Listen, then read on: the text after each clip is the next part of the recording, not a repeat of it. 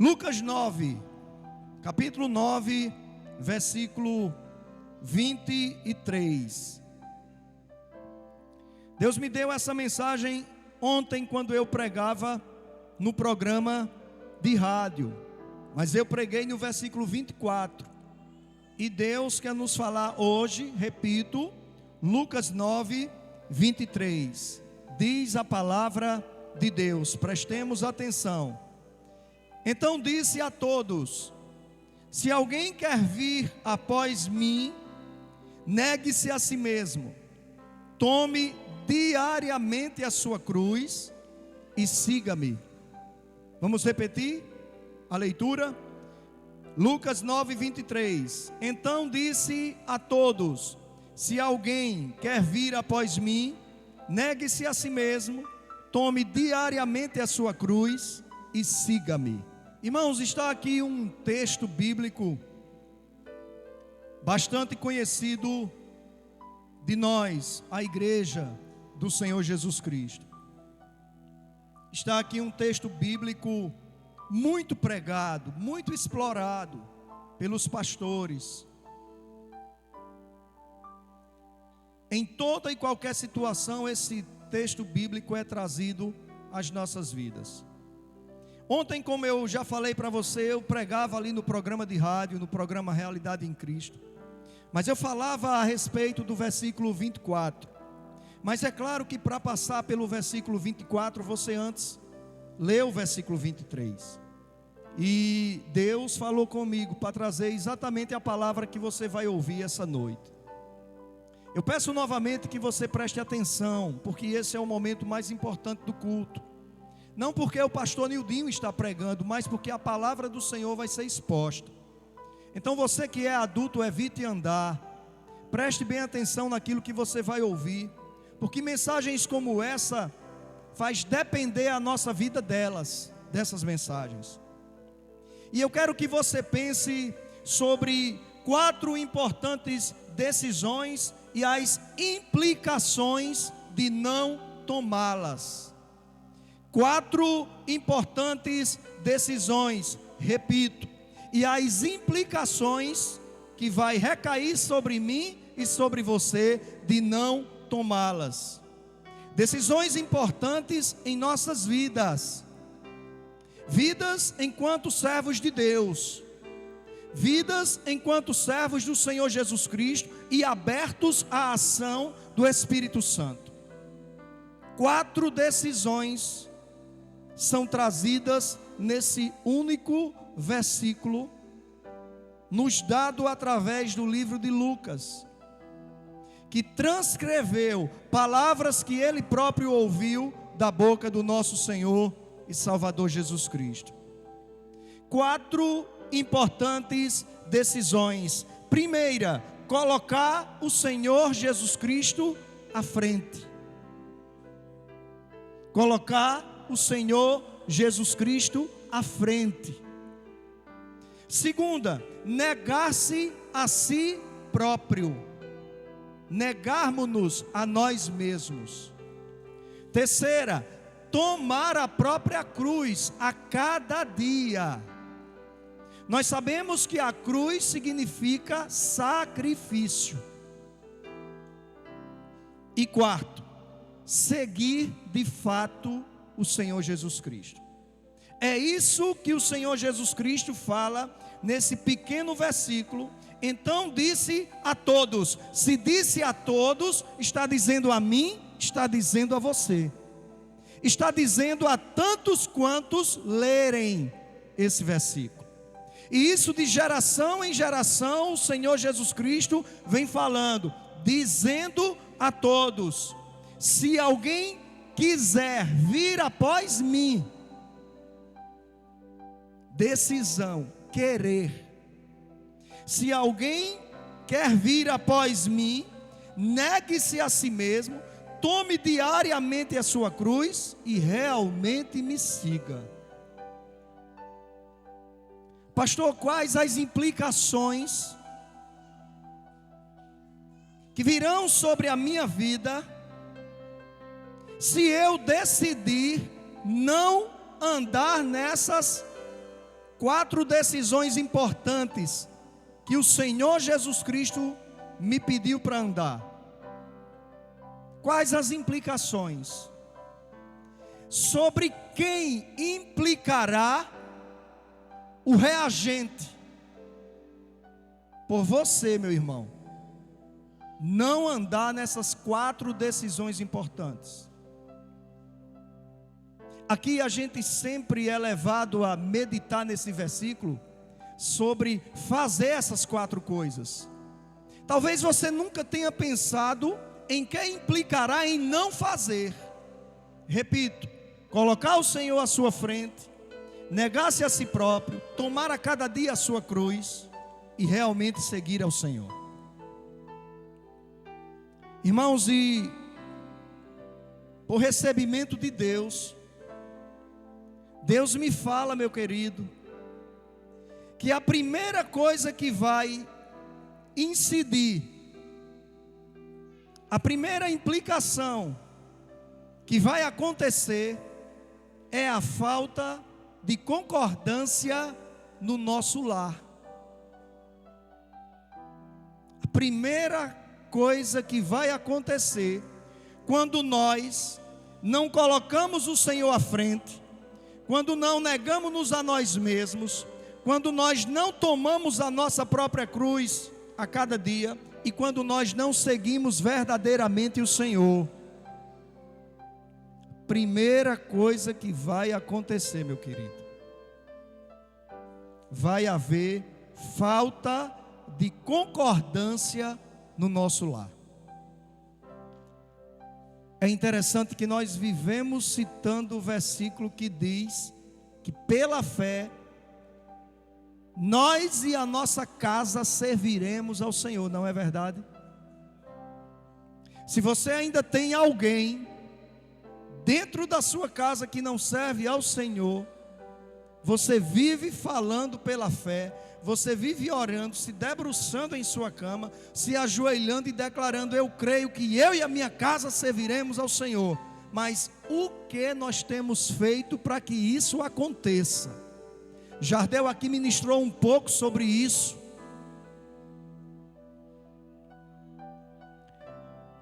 Quando nós não tomamos essas 4 importantes decisões, primeira coisa que acontece, há uma discordância dentro do nosso lar. Isso vai implicar na divisão da família. Irmãos, eu costumo dizer, se você é ovelha minha, você já ouviu isso muitas vezes, que a palavra de Deus, ela é para ser aplicada na totalidade da nossa vida.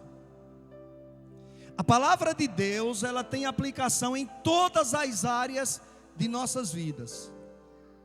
E onde é que vai parar uma casa dividida? Onde é que vai parar uma casa onde não há concordância?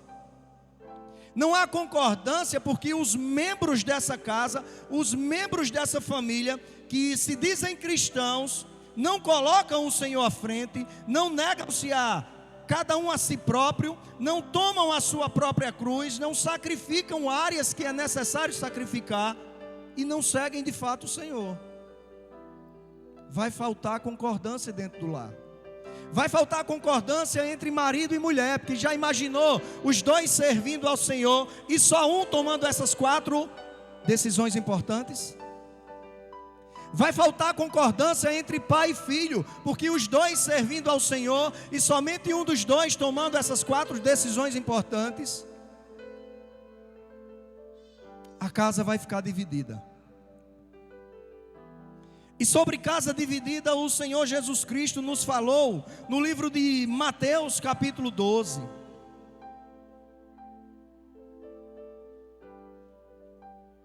Quando eu digo a você que a palavra de Deus, ela tem que ser aplicada na totalidade da nossa vida, é verdade.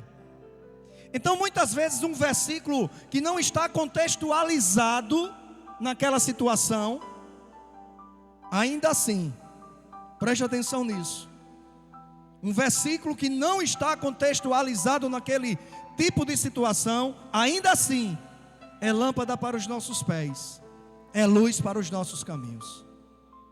E nesse trecho da palavra de Deus, o Senhor Jesus Cristo é confrontado a respeito das curas e das libertações que Ele, pelo poder de Deus, realizava. Mas Ele vai falar algo importantíssimo para quem tem vida familiar. E todos nós temos vida familiar. De repente, toda a sua casa serve ao Senhor.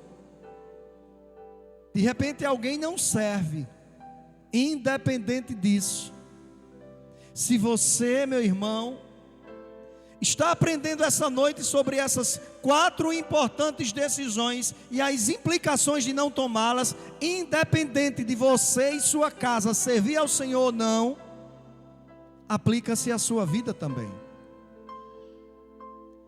E o ensinamento que Jesus nos traz no livro de Mateus, capítulo 25, é para nos dar um norte a respeito de como deve andar a nossa casa. Se você estiver com alguém da sua família aí perto, olhe para ele, olhe para ela. E diz: é ensino para a nossa casa. Diz para ele. Versículo 25 de Mateus capítulo 12 diz: Jesus, conhecendo os seus pensamentos, disse-lhes: todo reino dividido contra si mesmo será arruinado, e toda cidade ou casa dividida contra si mesmo não permanecerá de pé. Então, se só a minha esposa decidisse por essas 4 decisões importantíssimas que ela teria que tomar a cada dia, e eu não, com certeza não haveria comunhão entre nós dois. Com certeza não haveria concordância entre nós dois. E a Bíblia diz que não há como 2 pessoas andar juntas se não concordarem. Então não basta o marido dizer: eu tenho que colocar o Senhor à minha frente. Não basta o marido dizer: eu tenho que negar-me a mim mesmo. Não basta o marido dizer: eu vou tomar a minha cruz todos os dias e andar com o Senhor. Não basta o marido dizer: eu vou realmente ser um seguidor de Cristo. A esposa tem que andar nisso também. E vice-versa. Porque senão a visão vai ser diferente. Por isso que nós falamos tanto a nossa juventude para não se envolver em relacionamentos fundamentado em julgo desigual. Ensinamos a nossa pré-adolescência a isso, a tempo e fora de tempo. Porque se um marido e uma mulher cristãos estiverem com visões diferentes, por causa de não tomarem essas 4 decisões, já não vai dar certo. Imagine um cristão e um não cristão.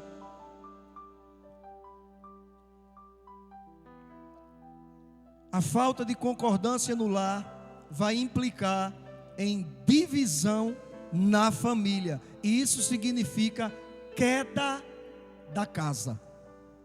Por isso Jesus Cristo diz: toda cidade ou casa dividida contra si mesmo não permanecerá em pé. Quem está entendendo?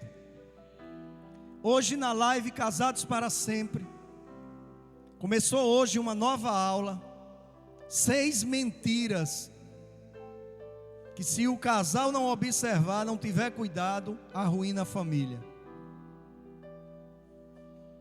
E nós, estudando ali com aqueles que estavam na live, vimos que uma delas, se não me engano a segunda, é que a nossa palavra, os nossos conceitos, a primeira, né? A nossa palavra, os nossos conceitos jamais poderão estar passando por cima da palavra e dos conceitos de Deus. Porque não é a minha palavra que vai dividir alma e espírito da minha esposa. Não é a minha palavra que vai dividir juntas e medulas da minha esposa, é a palavra de Deus. Então olha, meu irmão, como nós precisamos andar, tomando todos os dias essas 4 decisões importantes.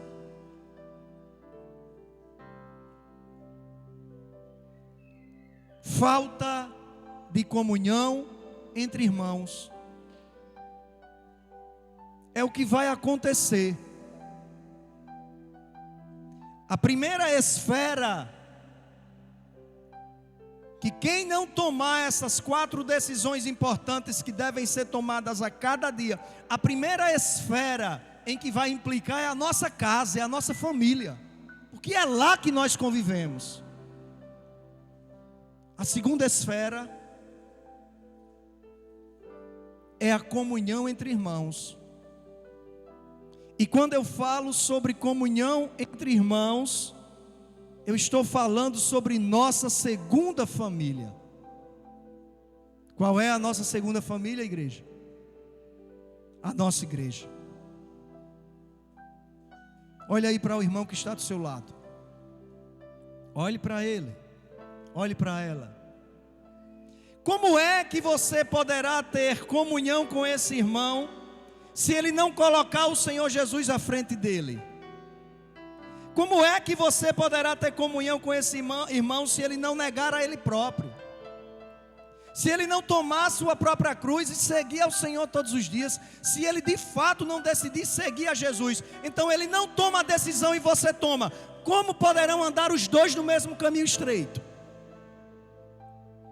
Então a segunda esfera, irmão,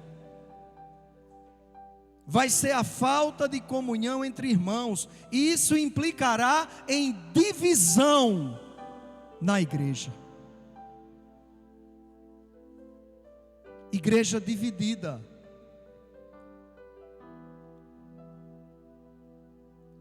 Sabe, meus irmãos, não é porque nós estamos sentados do lado de alguém todos os domingos que signifique que nós estamos andando no mesmo espírito, que signifique que nós estamos andando no mesmo caminho. Se você abrir a sua Bíblia no livro de 1 Coríntios, um pouco mais à frente, é isso que nós vamos aprender.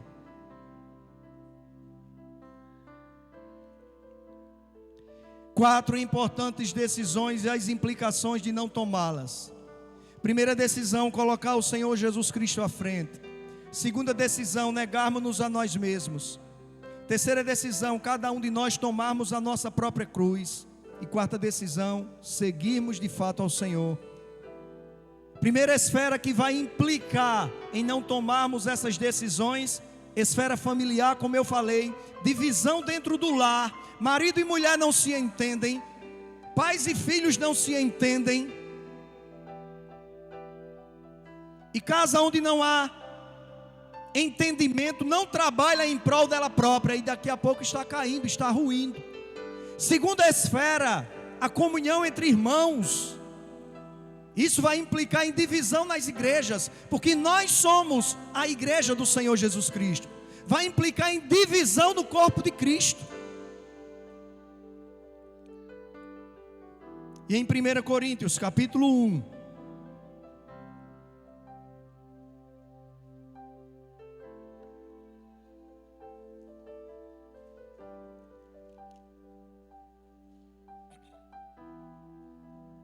aleluia. Você encontrou? Lembre-se que se você estiver perto de alguém que está sem Bíblia, você foi eleito no início da pregação já o mordomo dessa pessoa, viu? Servi-lo com a palavra de Deus.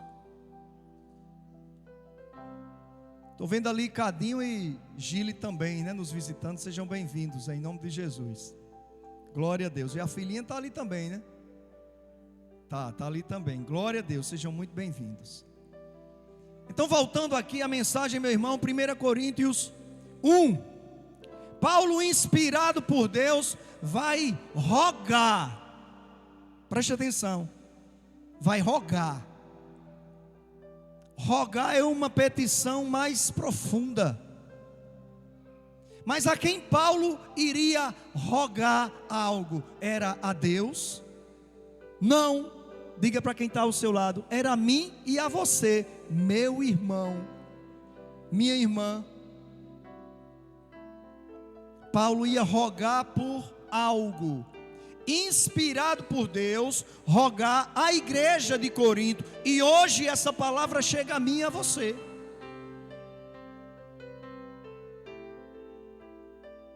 Versículo 10, o apóstolo Paulo escrevendo em sua primeira carta a Corinto, do capítulo 1, ele diz: rogo-vos, porém, irmãos, pelo nome de nosso Senhor Jesus Cristo, que digais todos a mesma coisa, e que não haja entre vós divisões, para que sejais unidos no mesmo sentido e no mesmo parecer. Como é que dois irmãos em Cristo, como é que 3, 4, 5, 10, 20, 30, 50, 80, 100 irmãos em Cristo, como é que o corpo de Cristo vai andar unido, vai andar pensando a mesma coisa, dizendo a mesma coisa? Não é porque Deus nos coloca em uma linha de montagem de robôs. É porque se eu e você bebemos da mesma fonte, se eu e você seguimos a mesma palavra, se eu e você recebemos o mesmo ensino, a mesma instrução, a mesma repreensão, a mesma correção, que é para isso que a palavra de Deus foi deixada, como é que eu e você podemos andar em caminhos diferentes?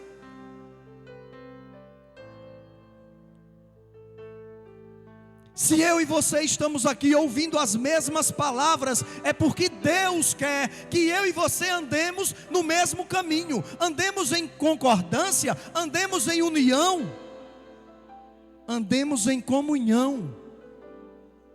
Mas mesmo ouvindo as mesmas palavras, se eu ou você não tomarmos as 4 decisões importantes que precisamos tomar, não apenas no dia que aceitamos ao Senhor, mas tomarmos todos os dias, ou eu ou você vamos começar a andar em discordância.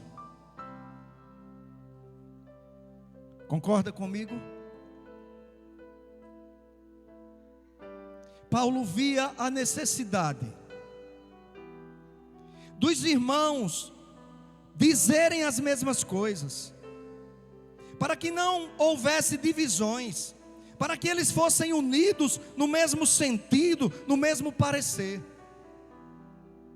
Eu tenho certeza que a mesma mensagem que Ângela está ouvindo aqui na primeira fileira da igreja, Jefferson está ouvindo lá no fundão. E por quê? Ao sair daqui, um anda nas decisões corretas e outro não. E eu apenas figurei com eles dois, viu, igreja? Porque alguém não vai colocar o Senhor à frente. Alguém não vai negar-se a si próprio. Alguém não vai estar apto a tomar a sua própria cruz, e muito menos seguir ao Senhor de fato. Então quem é que paga o preço por cada um de nós pessoalmente não tomarmos as decisões? Quem é que paga o preço? A igreja, o corpo de Cristo, a noiva do Cordeiro.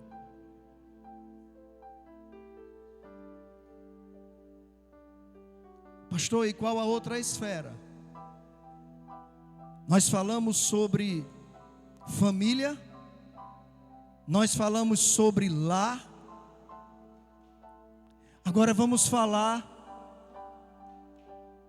de um dos grupos mais importantes no Evangelho. E se você pensa que são os pastores, você está enganado. As crianças. Porque sem criança não há posteridade. Sem criança não há desdobramento da fé. Sem criança não há como o evangelho ser conduzido a outra geração, e a outra, e a outra, e a outra. Quando eu e você decidimos por não tomar as 4 decisões importantes que o Senhor Jesus Cristo nos fala em Lucas 9:23, o nosso mau exemplo vai alcançar os nossos filhos.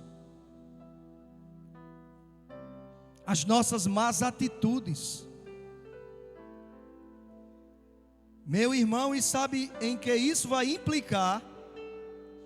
Na possibilidade dos nossos filhos seguirem o nosso mau exemplo também. Irmãos, preste atenção nisso que o seu pastor vai falar. Preste muita atenção. Que bom que aqui tem pais, avós. Que bom que aqui tem solteiros que pensam em casar um dia, e um dia serão pais e mães de família. Que bom que aqui tem casais que estão buscando um filho ou uma filha. Então é para todos nós. Sabe, quando você, preste bem atenção nisso, decide por não tomar, porque decisão você pode tomar ou não.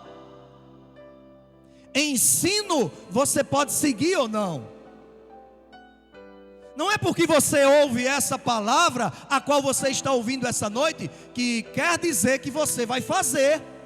Eu não sei quem vai sair daqui e vai obedecer essa mensagem.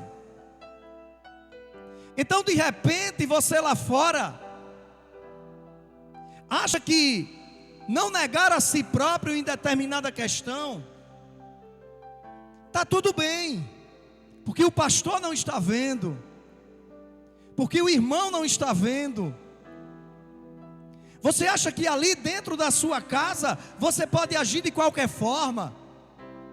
Você pode continuar andando nesse mau exemplo que você está dando para os seus filhos, e está tudo bem, porque ninguém está vendo. E nós nos enganamos a nós mesmos quando nós pensamos dessa forma. Porque meu irmão não está vendo o pastor, não está vendo o irmão em Cristo. Às vezes são decisões de não negar a si próprio, de não tomar a sua própria cruz, de não seguir de fato ao Senhor, de não colocar o Senhor Jesus à frente. São decisões que ninguém sabe que nós ainda não tomamos. Por que, igreja? Porque nós não dissemos a ninguém que eu não quero negar a mim mesmo. Nós não dissemos a ninguém que eu não quero colocar Jesus Cristo à minha frente. Nós não dissemos a ninguém que eu não estou apto a tomar a minha cruz para seguir a Jesus. Nós não dissemos a ninguém que de fato nós não seguimos Jesus Cristo. Então nós achamos que está tudo muito bem. Mas sabe o que acontece? Para Deus nos ver, não precisa que nós falemos com Ele: Deus, eu não quero Jesus à minha frente. Deus, eu não vou negar a mim mesmo, as minhas vontades, as minhas paixões, as minhas ideologias, aos meus conceitos. Deus, que história é essa de tomar a minha própria cruz? Que história é essa de seguir de fato Jesus? Nós não precisamos dizer, porque Deus, Ele tem o poder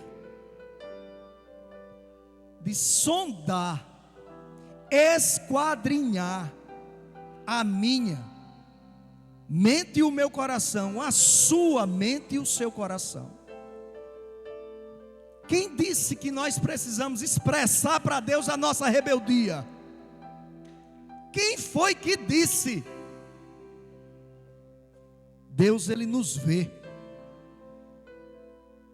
Sabe, irmãos, quem trabalha com desenho arquitetônico conhece um papel chamado milimetrado. Alguém aqui trabalha com desenho arquitetônico além de mim? papel milimetrado. Sabe o que é isso? É uma folha de papel esquadrinhada e a base dos quadros são milímetros. O milímetro é 1/10 de 1 centímetro. Quando você pegar a régua do seu filho, a régua escolar, que está lá, 1, 2, 3, tem réguas de 15 centímetros, de 20 centímetros, de 40 centímetros, de 50 centímetros. Cada centímetro daquele você pode contar, tem 10 tracinhos. 10 milímetros. Deus conhece a nossa mente e o nosso coração como um papel milimetrado. Irmãos, prestemos atenção. Ei, presta atenção. Você ama seu filho? Você ama a sua filha? Você já ama o filho que você espera ter um dia? Ama?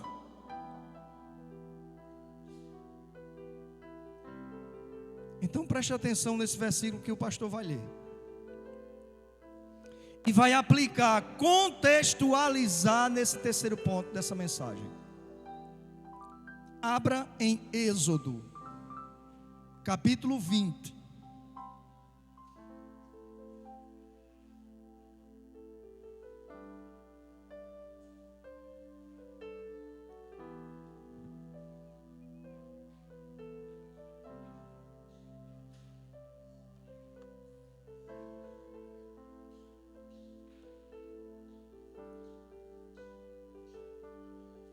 Irmãos, nós sabemos que os 10 mandamentos foram apenas a base para todos os demais mandamentos e toda a lei que o Senhor entregou através da vida de Moisés. Os 10 mandamentos foram apenas, repito, a base para todas as outras ações e leis que Deus deu a Moisés, para que pudesse conduzir o seu povo como nação santa, povo escolhido, de propriedade exclusiva dele, Deus. E aqui em Êxodo capítulo 20, nós vamos encontrar, e eu repito, aplicando esse versículo ao contexto dessa mensagem, nós vamos encontrar uma informação muito importante para nós os pais. Por isso que você tem que ter muito cuidado com o que você anda concordando. Muito cuidado com o que você anda apoiando, porque muitas vezes você não me expressou, você não expressou ao irmão, mas dentro de si, dentro de você, Deus já percebeu que você concorda, Deus já percebeu que você apoia, Deus já viu que você não se incomoda, que você já disse que não tem nada a ver. Deus já viu, Deus já recebeu a mensagem, porque leu na sua mente, viu no seu coração. E olha o que Deus vai falar, meus irmãos, sobre os maus exemplos. Olha o que Deus vai falar sobre decisão errada, de não ter Deus como Deus. E eu vou além, viu? Já vou adiantar. Não pense que isso aqui só diz respeito a imagens de escultura. Porque se tem uma coisa que você, crente, se converte de cara, é dessa questão. Mas quem disse que o homem só terá deuses estranhos, feitos de pedra, barro, madeira? Existem deuses na vida do ser humano que não são imagens, são atitudes, são ações, são conceitos, são buscas, valorizações. Às vezes você valoriza tanto uma coisa no seu coração que se torna um Deus para você. Você concorda comigo? Você valoriza tanto que você é apto a mexer em tudo, mas naquilo você não mexe, porque você valoriza demais. E será que tem valor para Deus? Então Moisés, recebendo de Deus os 10 mandamentos, diz isso aqui, ó. Então falou Deus todas estas palavras. Versículo 1 do capítulo 20. Eu sou o Senhor teu Deus, que te tirei da terra do Egito, da casa da servidão. Não terás outros deuses diante de mim. Irmãos, eu repito. Procure na sua vida se existem deuses estranhos. E eu repito, não tem nada a ver com idolatria. Procure. Se identificar, retire da sua vida esse Deus com D minúsculo. Não terás outros deuses diante de mim. Não farás para ti imagem de escultura, nem semelhança alguma do que há nos céus, na terra ou nas águas debaixo da terra. Não te encurvarás a elas, nem as servirás, pois eu, o Senhor teu Deus, sou Deus zeloso. Deus nos diz que é Deus o quê? Zeloso. Zeloso é oriundo de que palavra? É oriunda, essa palavra zeloso é oriunda de qual palavra? Zelo. Deus tem zelo pelo seu povo, pela sua própria palavra. Deus tem zelo por aquilo que Ele nos instrui. Deus tem zelo por aquilo que Ele nos pede, por aquilo que Ele nos ordena. Deus tem zelo. Eu sou Deus zeloso. Olhe só essa informação: que visito a maldade dos pais nos filhos, até a 3ª e 4ª geração daqueles que me odeiam. Em outras traduções diz, daqueles que me desprezam. Em outras traduções diz, daqueles que não me obedecem. Eu sou Deus zeloso, e visito a maldade dos pais em quem, igreja? Nos filhos, até a 3ª e 4ª geração, daqueles que me odeiam, daqueles que me desprezam, daqueles que não me obedecem. Aí sabe o que acontece? Você, eu, muitas vezes, não tomamos a decisão de colocar o Senhor Jesus na nossa frente. Não tomamos a decisão de negarmos-nos a nós mesmos. Não tomamos a decisão de tomarmos a nossa própria cruz. Não tomamos a nossa decisão de realmente sermos seguidores de Cristo. Aí começamos a agir de forma igual àqueles que também não tomam essas decisões. E você acha que está tudo bem, mas o seu filho está te observando. O seu filho está vendo o que você valoriza. O seu filho está vendo o que você apoia. O seu filho está vendo o que você está seguindo, o que você está propagando. E a criança está ali, recebendo.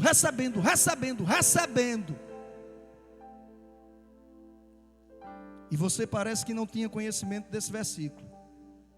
Que infelizmente Deus vai visitar a maldade do pai nos filhos. Seu filho poderá, preste atenção, mesmo recebendo categorias e categorias de maus exemplos, decidir continuar servindo ao Senhor. Mas geralmente acontece o contrário. O filho recebe mau exemplo. Como é que vai dar bom exemplo? E quando você, pai, você, mãe, pedir contas, vai ser envergonhado, porque o filho vai passar na cara, na minha, na sua, na nossa, o que ele está recebendo de comunicação através de nós que somos as cartas de Cristo. Carta serve para comunicar, igreja. E o que nós temos comunicado? O que temos comunicado à nossa família, o que temos comunicado à nossa igreja, o que temos comunicado aos nossos filhos, que essas 4 decisões descritas no único versículo 23 de Lucas 9, nós decidimos não tomar. Preste atenção no que está aí fora, pai e mãe. E toda essa carga de informação nos entra pelos olhos, pelos ouvidos, pelas nossas mãos quando acessamos. E ainda hoje, nos dias cotidianos, nada mudou do Evangelho. Nada. Se alguém quiser vir após mim, se alguém quer vir, é decisão sua botar Jesus Cristo à frente. Eu já decidi botar Jesus à minha frente, é decisão sua. Até eu que sou o seu pastor, eu não posso obrigar você a botar Jesus Cristo à sua frente, porque de repente você me comunica que botou, mas Deus está lendo, vendo no seu coração e na sua mente que não. Então não adianta você me comunicar. É decisão sua. Se alguém quer vir após mim, negue-se a si mesmo. É decisão sua negar-se a si próprio. Negue-se a si mesmo. Tome diariamente a sua cruz. É decisão sua sacrificar áreas da sua vida, porque cruz comunica sacrifício. Negue-se a si mesmo. Tome a sua cruz a cada dia e siga-me. É decisão sua continuar seguindo de fato a Jesus.